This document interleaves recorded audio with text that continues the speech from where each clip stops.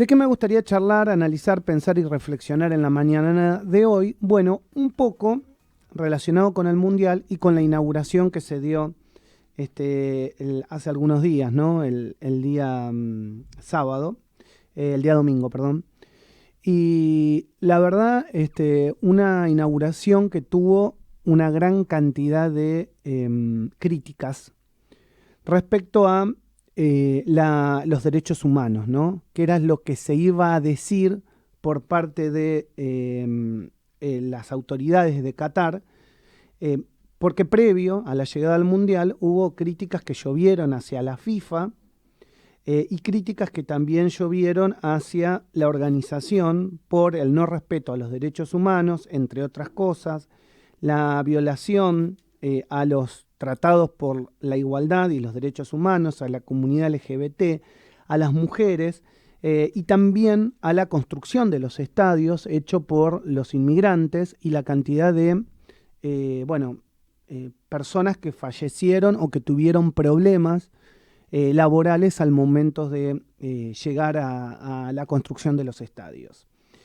¿Cuál es el lugar que le da la FIFA a los derechos humanos y a la igualdad? Es la pregunta que uno se hace. ¿La FIFA está compenetrada con sus propios valores que tienen que ver justamente con valores y obligaciones que están en su propia carta organizativa, que tienen que ver con el mundo occidental, de la libertad, de la igualdad y del respeto irrestricto justamente a los derechos humanos? ¿O solamente el Mundial de Qatar se le entregó por parte de la FIFA de aquel entonces, pero que ninguno de los dirigentes actuales puso el grito en el cielo? Por el contrario, siguieron, como en este momento lo hace Infantino, que es el presidente actual, apoyando porque económicamente el Mundial de Qatar les conviene. Y esa es una gran pregunta. Es decir, ¿por qué el Mundial se hizo en Qatar si efectivamente la FIFA tiene valores y obligaciones que no condicen con la realidad de un país que claramente está discutido por muchos en cuanto a la discriminación respecto a los migrantes, al no respeto de las comunidades y las minorías, en este caso, por ejemplo, todo lo que tiene que ver con la minoría LGBTIQ+, y también la falta de libertad para las mujeres en un país que, al ser musulmán, todos sabemos el choque de culturas respecto a lo que pasa en Occidente, respecto a lo que pasa en los países árabes y en Oriente, con la libertad de las mujeres. Entonces me pregunto, ¿por qué la FIFA terminó aceptando este mundial? ¿Y por qué la FIFA le prohibió a muchos jugadores y a muchos seleccionados que adelantaron que iban a llevar un brazalete en apoyo justamente a estas causas?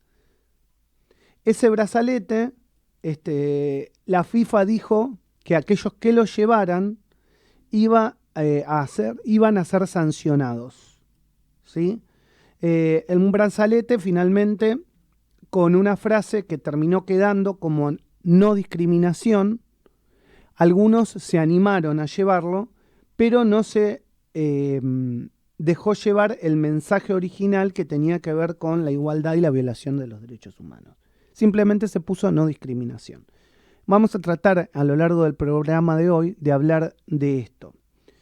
En esta ceremonia inaugural se dio el mensaje del jeque Tamim Ben Hamad Al Thani, que de alguna manera intentó, y se trató de mostrar eso en la ceremonia inaugural, que Qatar le abría las puertas al mundo para de alguna manera intentar unificar las dos culturas o abrir el mundo al respeto a las dos culturas. Y la pregunta que yo me hago es por qué Occidente tiene que aguantar de parte de un país violador de los derechos humanos que te enrostren en la cara a cambio de dinero que vos haces determinada cosa que en el fondo no haces. Respetar justamente la opinión del otro, los valores del otro y la occidentalidad, en el fondo, del otro. ¿Y por qué digo esto? Porque los gestos son lo importante, no las palabras. Yo puedo decir que respeto los derechos humanos, pero si en el fondo no hice lo que debía hacer para la construcción de los estadios, ponerles las medidas de seguridad a los migrantes y respetar justamente con el pago de sus salarios como corresponde. Dicen que hay mucha gente que todavía no se les terminó de pagar, es decir, los que se había acordado. Vos decís, entonces, ¿de qué sirvió?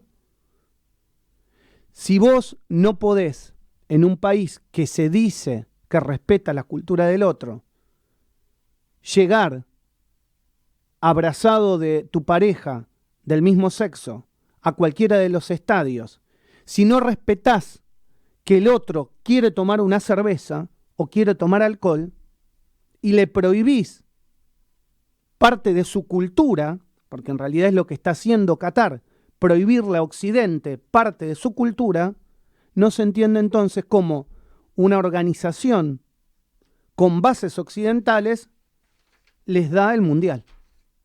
Y la respuesta tal vez es rápida, dinero, vil dinero. Y me pregunto por qué muchos países de Europa callan frente a esta situación. Y esto tiene que ver con lo que Qatar hace, que es el gas licuado, que va a ser muy necesario en este invierno europeo para paliar parte de la crisis energética que hay con la invasión de Rusia a Ucrania. Hay otros países que sí no han callado, como por ejemplo Dinamarca, que ni siquiera envió a un solo funcionario, ni dejó que ninguno de sus funcionarios vaya a Qatar en represalia justamente a lo que les estoy contando. Entonces, como para cerrar una idea y esbozar una idea, me parece que el fútbol y el deporte van por un lado, pero la política y sobre todo la violación de los derechos humanos deben ir por otro. No nos olvidemos que los mundiales, en gran cantidad de oportunidades, han sido utilizados por parte de los países para tratar de blanquear o de limpiar una imagen. Y a mí se me vino durante todo el fin de semana a la cabeza la imagen de Jorge Rafael Videla, el dictador argentino, hablando en la inauguración del Mundial 78 en la cancha de River, hablando cuasi si fuera un gran demócrata, dándole la bienvenida al mundo a todas las elecciones, mientras a pocas cuadras en la ESMA se torturaba, se mataba y se desaparecía a personas. Y Argentina en ese momento era condenada, no por todos, pero sí por algunos países del mundo, como por ejemplo Holanda, que abiertamente denunciaban lo que pasaba en la Argentina o lo que se temía que pasaba en la Argentina.